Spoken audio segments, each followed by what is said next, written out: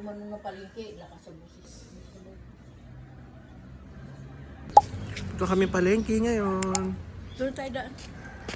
Hatid nga natin ito tubig eh. Ay, oo pala.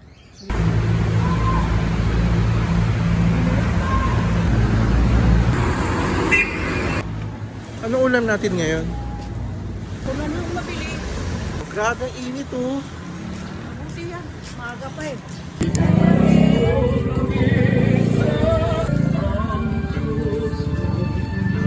Walang Ay, naku, nagtaas na. Ay,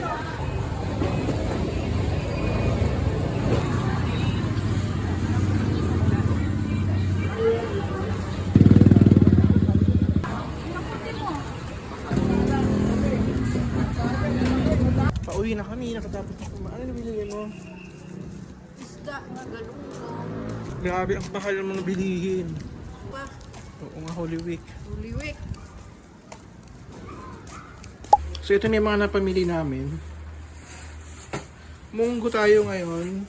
Ito para to sa ginataan bukas. Mantika, saging. Ano naman to? Yan, petsa, mga pangsahog. Tapos, malunggay, bigas. Yan lang. Yan. Tapos itong petsa, ibabalot siya doon sa galunggong. Ay, oo, ipapaksiw yung galunggong na nakabalot sa petchay. Kain na naman. Anong oras na ba? Ayun, oh, mag-aalas 9. Sarap tayo. Pangalawang almusal.